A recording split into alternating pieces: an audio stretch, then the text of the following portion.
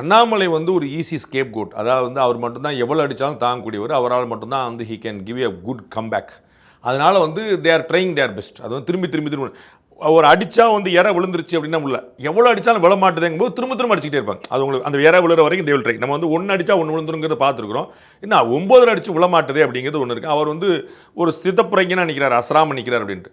நான் உங்களுக்கு இப்போ தான் சொன்னேன் இதுக்கான கேள்விக்கான பதில் முன்னாடியே. ஒன்று, திருநெல்வேலியில் அவர் தான் வாலண்டியர் பண்ணார்.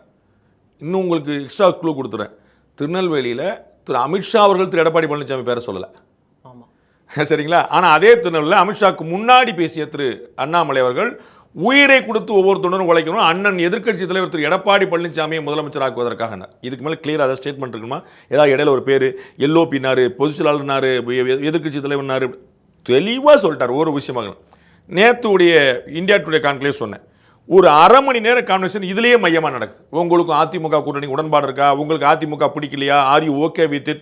நீங்கள் தனியாக போக நினைக்கலையா? உங்களுடைய ஃபியூச்சர் என்ன? எல்லாமே கேட்டாச்சு. ½ அன் அவர் இதுலேயே ரொம்ப தெளிவாக நிதானமாக தெளிவாக என்னுடைய இடம்ன்றார்.